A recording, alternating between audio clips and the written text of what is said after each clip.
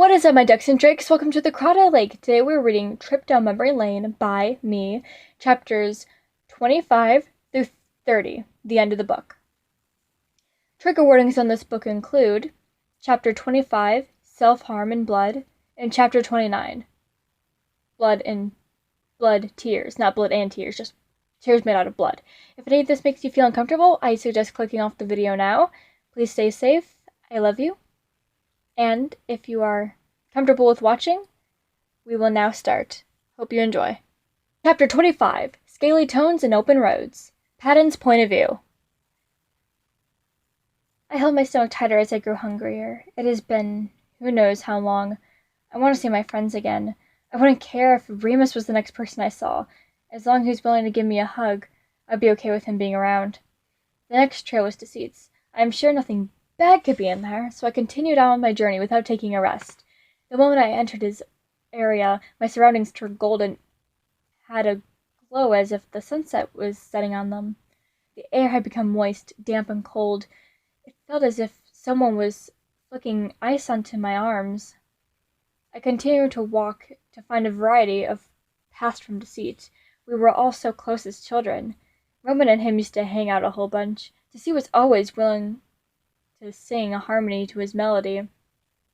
Logan liked him around because he was the only one capable of having an intelligent conversation, according to him.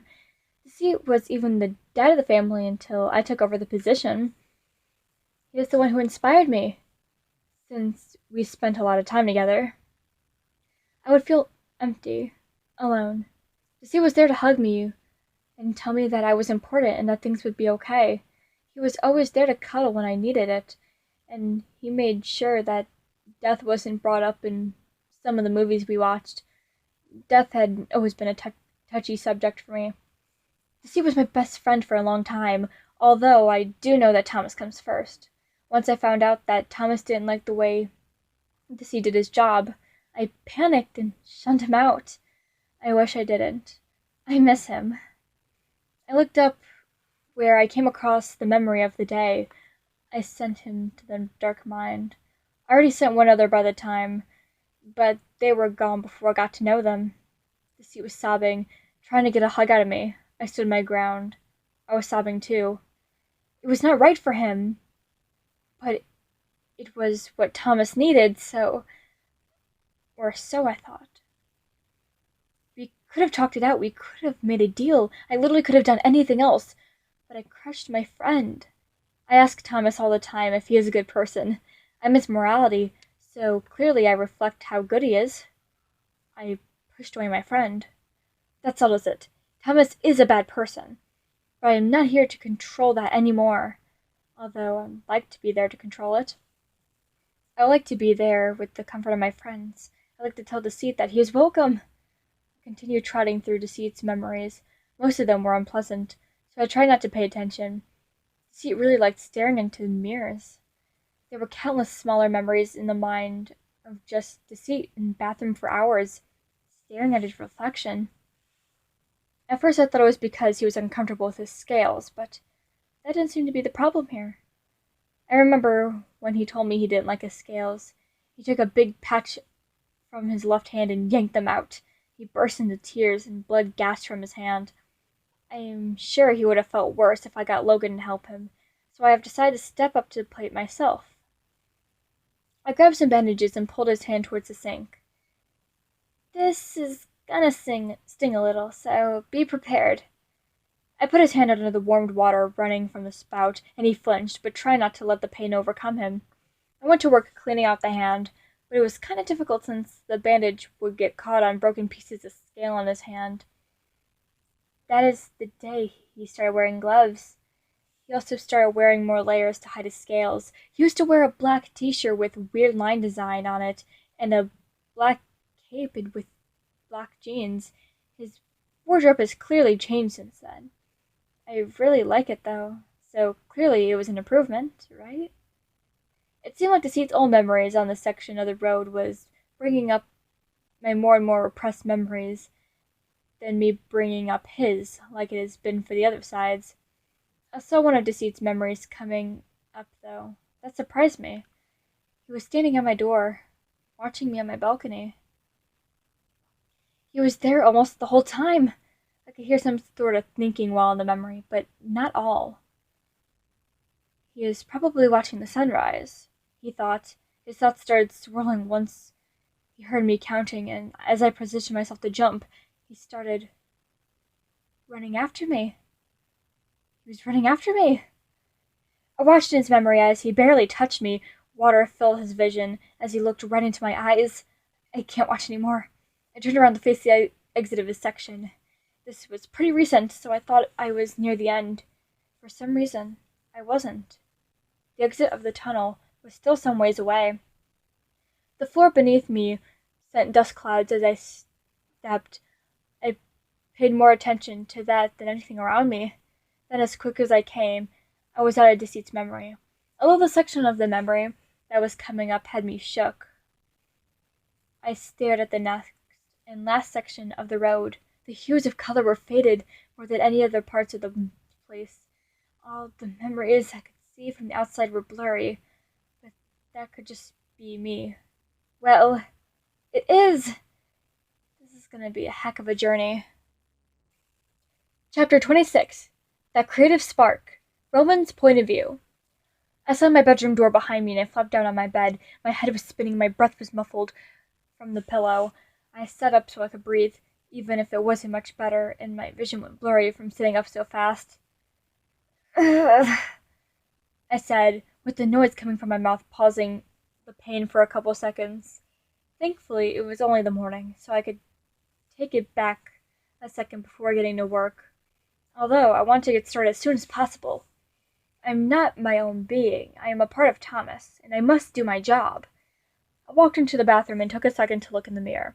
I leaned against the sink, causing my hands and arms to shake. My stomach was not in the mood.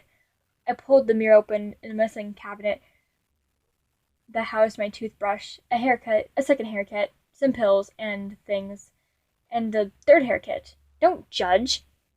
I looked at the shelf with my medication on it and took out some aspirin. I swallowed it dry. It wasn't anything I haven't done before. I'm one of the weird ones that like most pills without a drink. When I drink water, when I take the pills, I swallow the water but not the pill. I am unable to swallow the pill without the water. I do take a sip of water after I swallow, though.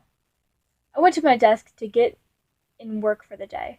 I needed to work on cartoon therapy. Thomas has not posted one of those in the hottest second. I grabbed my notebook for the series and first tried to brainstorm a show to work on. I haven't watched any cartoon shows that have really sparked my creativity lately. I then looked over at my phone that had an Into the Spider-Verse sticker on it. I'd love to make an episode about that, but it's not an actual cartoon, it's an animated movie. It was by Sony, too. Why would I want to give any attention to that company? Then I imagined myself as Spider-Man. I would have to be able to use my web to safely fall down to the bottom of the hole and retrieve Patton. Or I could tie up evil with my web. I wish anyone I know could wear the mask. Wait. Anyone could wear the mask. That could be the lesson for the episode. It may be out of range of what we usually do, but it could work for the episode. I am sure that they will be happy with anything as long as they get a new episode. I am kind of surprised that they are even so desperate for another Sander Sides or right after the Sander Us Sides episode, and especially since we haven't gotten much of anything else but Sander Sides.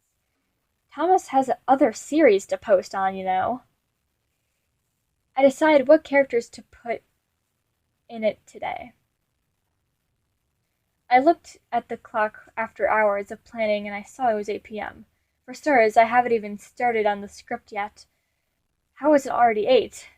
Also, I'm shocked that Logan didn't come in here forcing me to eat.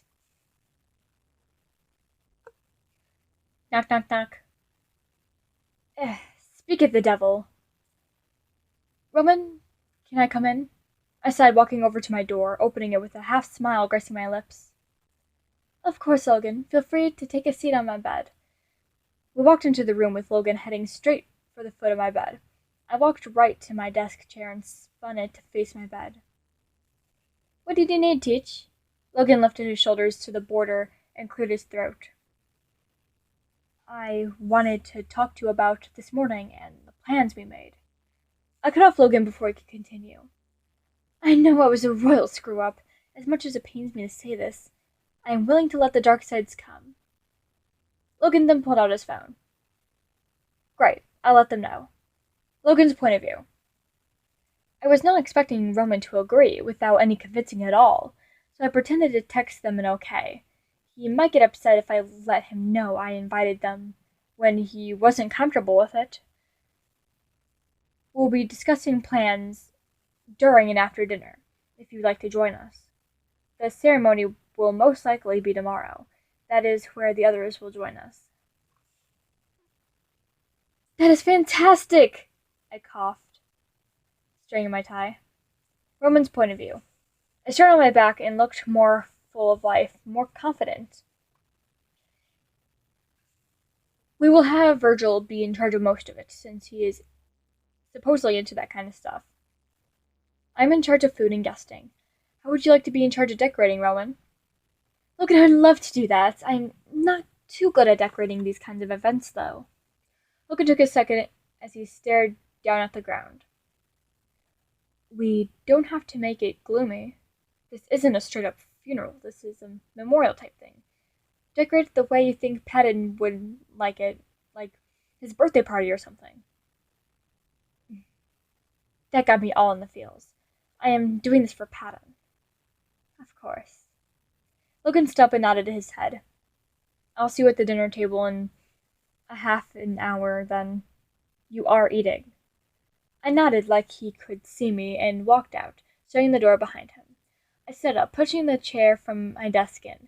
I walked into the bathroom and grabbed my second hair kit and worked out my hair for a bit. It had looked like I haven't taken care of my hair in more than 3 hours. I mean, I had to brush it. I worked on my hair some and turned over to my clock, seeing I had 10 minutes to get down to the kitchen.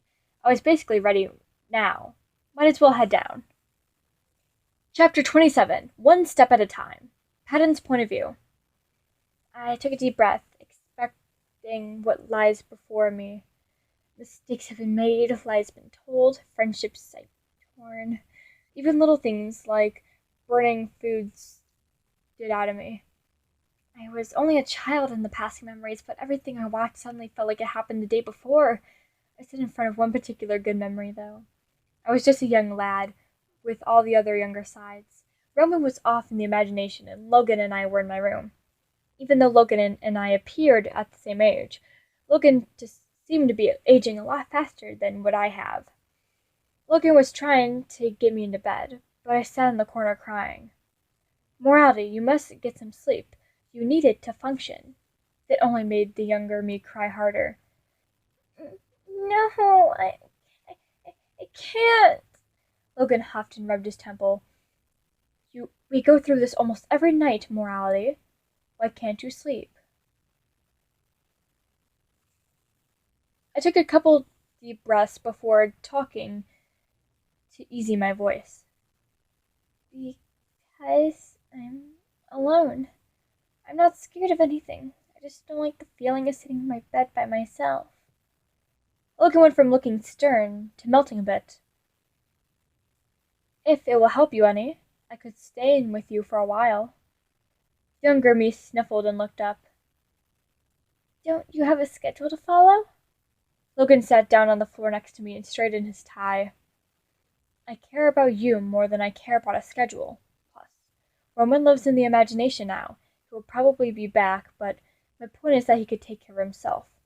So I only need to tuck you in, which creates more time. I made a crooked smile and I stood up, walking to my bed. You don't have to get in bed. I turned around, shocked and confused about what Logan had just said. But then he conjured up a large soft beanbag and a fireplace to go in front of it. We can relax in front of the fire for a while, or until you fall asleep. I smiled so wide I was practically glowing. I started running to Logan, only for him to step away. I turned in his direction and kept running.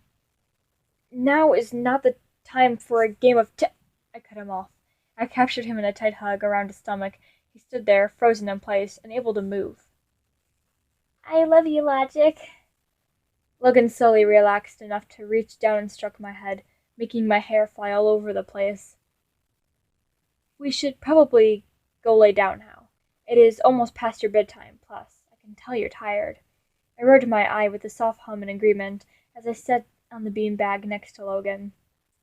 But because of the way the beanbag sat, I kept sliding around since Logan had the pull on the weight. I got an idea. Logan flashed a small smile before picking Patton up and laying him across his chest, so you can use his shoulder as a pillow, as of sorts. He then snapped his fingers to have Dr. Seuss's Green Eggs and Ham appear. I made a soft sound of agreement. The feeling of Logan's chest rising and falling was such a wonderful feeling. I could not pay attention to any of the words of the story, only on his slow breathing and matching it to mine. I drifted off to sleep, and that is where the memory ended. I guess you can't make memories of your surroundings when you're asleep. As I got older, my smile got wider. More teeth were shown, then more gums. I got to a point where my smile looked almost haunted. Creepy. The plastic shine that stood out for me most of all. The manufactured shine that hid the dullness behind my hurt eyes. Standing here as a future me, walking through this lane, I could see through it all. I could see the pain. Well, it was able to fool the sides, and that is all that really mattered. Being back up at the sides made me feel empty. I don't know how, though. I took care of them. I cleaned, I did my job, I made sure everyone was happy and getting along. I don't see why I didn't feel fulfilled. I looked up, realizing that I still had ways to go. I tried to ignore the memories around me, but it was hard. I mostly heard whispers and sighs and coughs and mumbles, all of them coming from me. I heard sniffles most of all. I had no idea I cried that much. No matter. I'm reaching the end of my lane. I must not get distracted. I stopped in front of one of the final memories, though. It was of me putting my aura into the jar. After that, the lane looked like it was dissolving, but it was stuck in place. Almost like it couldn't hold on, but it kept trying. I found shards of a memory of me jumping and walking down the path. I think my memories are connected to my aura, and even though it tries to pick up my memories, it's having a hard time since I am not really plugged in, as some may say. I picked up floating shard of deceit. Not so much of deceit as it was his gloved hand reaching off the balcony. I held onto it and put it in my pocket of my khakis. I walked out of my road, hitting my head on a couple of shards, which took me another open field, like from the one in the beginning of my journey. I hit a road leading to a giant black hole in the wall, just like before. The only thing different is instead of there being black nothingness beyond the dark, there was a staircase, softly illuminated. I walked towards the hole in the wall, breathing slowly and heavily as Virgil did when his breathing quickened. I stepped into the dark space, a blast of cold hitting my face and arms making me shiver. I continued forward anyway. I looked behind me, taking one last glance at the road behind me. I put my foot on his first stair. I just need to take this, one step at a time. Chapter 28, Pictures and Figures, Virgil's Point of View. I had finished putting up the rest of my drawings, which just so happened to be a chalk painting, so my hands ended up dusty. Instead of washing them, like I should have, I just wiped them on my pants and sat on the couch to look through Tumblr on my phone as everyone else finished up their jobs. Roman and Logan sat on the couch around the same time. Soon after, Deceit and Remus stepped in. Deceit then came and sat next to Logan on the couch. Remus must have knew better than to sit by Roman, so he got up and crawled on top of the couch, backing like a cat, before stretching and laying down on it. Sorry if I'm late. It was hard to get Remus dressed up. This is how far I was willing to go before giving up. Logan put a hand on his shoulder, stopping Deceit's quickening breaths. It is absolutely fine. We are just so glad to see that you've come out. It was quiet for a second, so I decided to chime in. What are we doing anyway? Roman looked up at me and started talking, waving his hands all over, just like always. Well, we have set out scrapbooks, photos, and other sentimentals of Patton for us to look at. We also set out some food at the table. Once everyone is done, we are going to participate in Patton's favorite activity, watching home video movies. Deceit cut Roman off. he is not going to be happy with. Yes, and after that, we could go back to our rooms, or chill in the comments if we so desire. After we clean up, of course. Roman wasn't mad that he was cut off. Who took Princey? I would also like to look at the scrapbook of his childhood art projects first. Deceit stood up standing. Okay, Dee, I'll join you. I don't have much to do anyway. Once Remus made it up to Deceit, I heard parts of their conversation. Remus, I know you have lots of energy, so if you get antsy, feel free to go into the imagination for a bit. Just refrain from jumping around too much or saying things that might be offensive or rude. Dee, you know I can't do that for me. Please.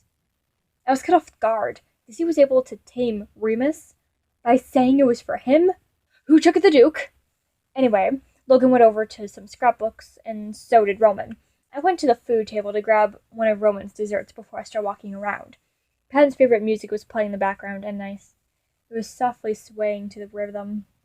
I took a bite out of one of Roman's cookies and immediately recognized it was Patton's recipe. But it was kind of twangy, like a nice kind of twang. I chowed down the whole thing with only 3 bites and went back for seconds. Afterwards, I went to a scrapbook that Patton made only a couple years back. It was from the first year I was in the light side. The cover was glittery gray and it faded to black. I opened it to see the inside said, "My dark, strange son is home," with Patton's signature at the bottom. That one sparkled some tears in my eyes. I took a lot of time flipping through the pages, seeing a past of Patton getting excited over the simplest things. There was a picture for our first meal together, when my room moved to the light side, our first movie night, even when I cried for the first time in his presence. Love you, Pat, but that's kind of creepy. At first, I looked through 6 scrapbooks. Everyone knew it would take days to look through them all, so we sat down at 3 to start watching movies, bringing Roman snacks to the table in front of the couch. The first one was when all the sides were younger. He didn't meet until a couple years ago, so I was not in most of the tape, but it was still fun to watch. A young Roman always walked around with a cardboard crown and red towel that he used for a cape. He had a cardboard sword and cardboard box fort of a castle. This must have been the few times before he knew how the imagination worked. Young Logan was never caught without a book, and I thought he was bad now. He often covered his face from the camera with said book, but it was still pretty cute to say the least.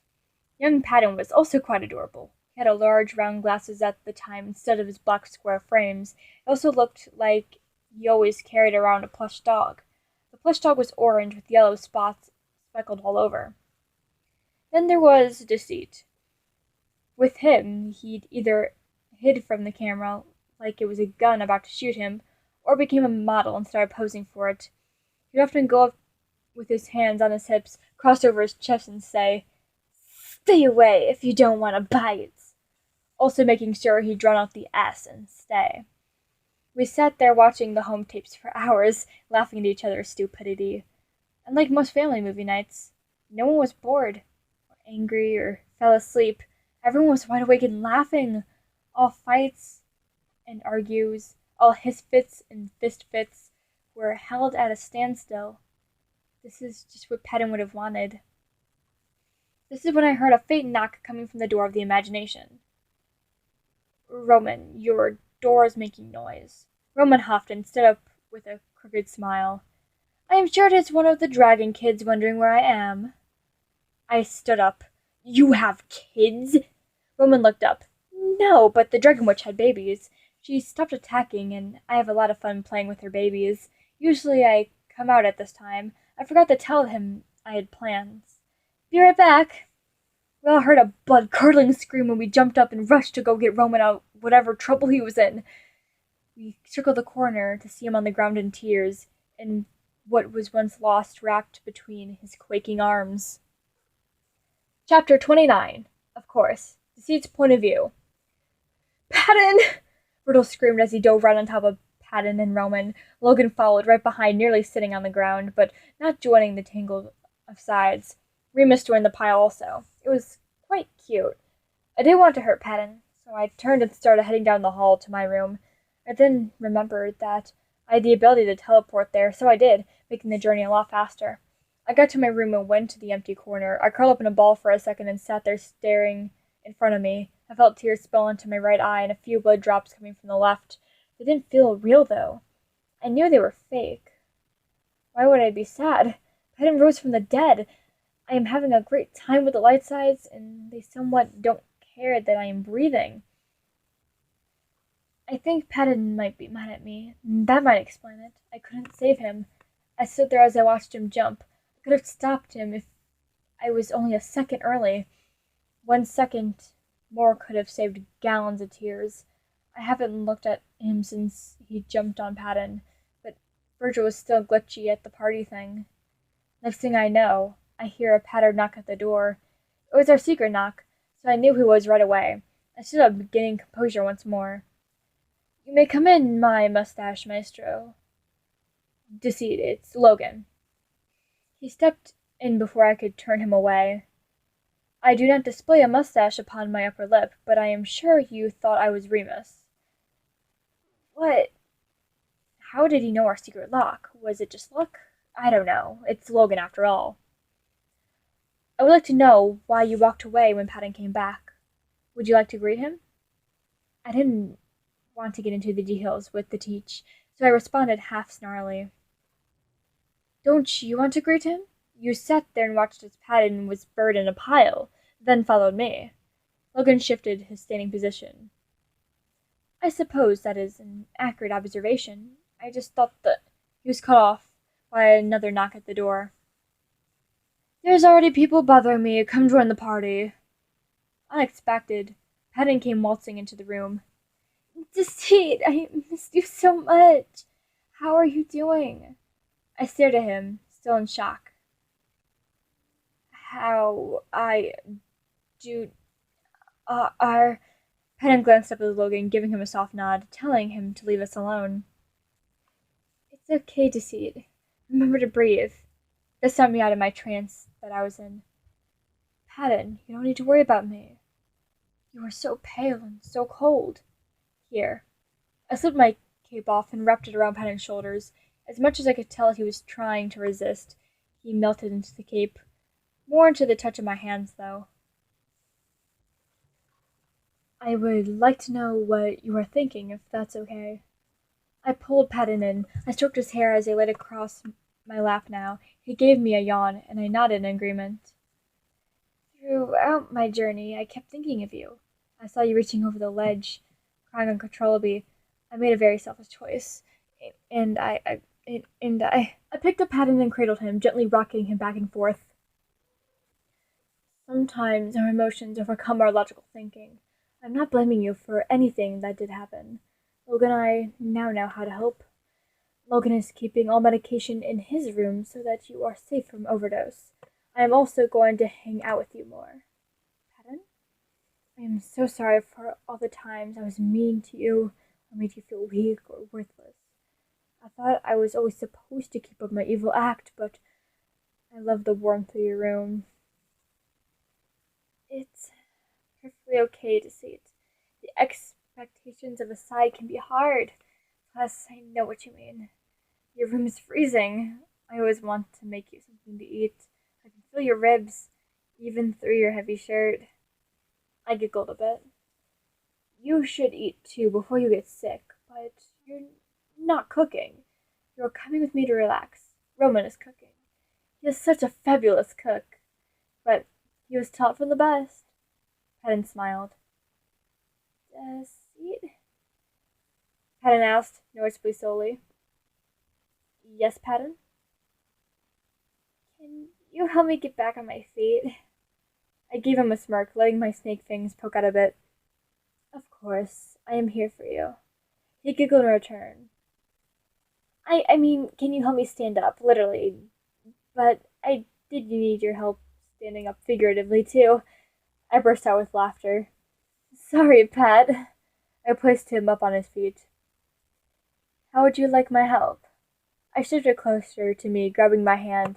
He then squeezed it. Can I talk to you? Not now, but later. I know the other sides would be glad to listen, but I have a feeling I could get more meaning out of you. You care about me, but the others care a little too much to focus on what I'm saying. I paused for a second. Of course, Patton. But we should get back to the kitchen. The others probably want to talk to you and need to eat. Patton looked up, doing grabby hands as if to ask to be carried. I picked him up, bridal style, and started walking. Patton perked up. Only if I get to see you eat, too. Chapter 30. Trip down memory lane. Patton's point of view. 5 months later. Roman, are you ready for today's episode? It is pretty long, and it is mostly just you and I. Roman came scrambling from around the corner to the common area. Ready as I'll ever be. I am so glad that I have a dramatic twist ending. I love angst in stories, and the fans will drool over it. Sadly, I think you're right, Roman, Deceit said from around the corner. Sadly, I find it kind of ridiculous that the whole fandom insists on loving us, but craves us getting hurt in episodes for their entertainment. Some even draw or write fanfiction of us getting hurt, Deceit finished. Yeah, Patton continued. I don't know why anyone would want to write a book of multiple chapters to live their fantasies of us getting hurt, and decide they ship us with nursing us back to health, or helping, or for others to worry about him. That's just, ridiculous. All three sides turned to face a wall as if staring into the eyes of a person reading what is currently happening right now. I can't wait to do my bits today, called Logan as he walked around the corner. I don't need to get caught up in all the gross emotions and stuff. All I do is shoot out fact after fact. Well, luckily, my lazy self can just sit around and play Animal Crossing for this shoot because I'm not even in it, teased Virgil from the couch.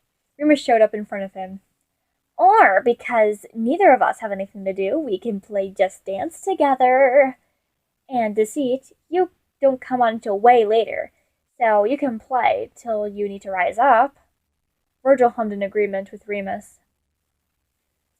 It is okay, you two. Have fun with it. I would like to watch the shoot. Plus, I kind of want to chill. My skills are hurting and dancing would probably not help.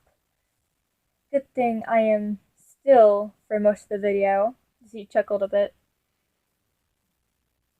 And Logan, I will try my best not to hurt you when I pull you by the neck off screen. It is fine, Deceit. No worries.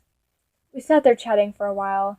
I suddenly felt something weird and burst into tears, almost like my thoughts were becoming too much for me. But I wasn't even thinking. It was like my brain was clear. No wonder I started crying. That did not stop the others from seeing me and coming to my side, to comfort me. Virgil was hugging me as I sobbed while Deceit held my hand. Nothing against Virgil, but I left him and leaned on my full body on Deceit. I balled into a shoulder, and he cradled me and rubbed my back in circles. Patton, it's okay, remember, these tears are normal. You're not bothering anyone. Everyone looked confused, but circled around Deceit and I, each of them sticking a hand out on me. Deceit? Yes, Pat? I'm so glad that you're finally turning around in this episode. I hate you being the villain. Deceit continued to stroke my back. Me too. We heard a voice coming from above. Is everybody ready? It was Thomas, calling us for the episode. Give us a second, Thomas. We need to finish something before we record. We'll let you know when we're ready, Roman yelled in response. Between everyone being comforting and Deceit being there, I calmed down quickly, sitting up and wiping my face. Do you feel well enough to record today? We can ask Thomas if we could do it later or tomorrow. I sniffled and responded. No, Remus, I am good to record today. Besides, we haven't done so in a long time. It will be just like taking a trip down memory lane. thank you all for finishing the book with me. It's been a hot second since I've read one of my own books, probably because I have no motivation to write my own books. And when I do, they're 30 chapters long and take a year to write. What can I say except you're done soon, am I right? Actually, at the time of this recording, I already finished the next fanfiction that I am reading, which is Drowsy and Deceitful, which you can find on my Wattpad page. Link in the description. Wink in the description. I'm dumb. If you have any fanfiction recommendations, feel free to leave them in the comments below, because yes, the book that I'll start reading next week is called Scribbles. It is a Tumblr fanfiction. I know it goes against my whole Wattpad Read Aloud title, but like, it's a really good fanfiction. I'm pretty sure that you guys will enjoy it and not really care about the title being Wattpad Read Aloud and not Tumblr Read Aloud. I should probably change my title at some point so I could read more than just Wattpad stories. I mean, I always read more than just Wattpad stories, but like, you know what I mean. You know what I mean. So thank you for listening, because yes, my throat hurts. I have school tomorrow, and I'm probably gonna just jump off and record another one because I'm invested in reading now. I hope you guys take care of yourselves, and I hope you guys enjoyed. And like always, social media links are in the description below, and do your best.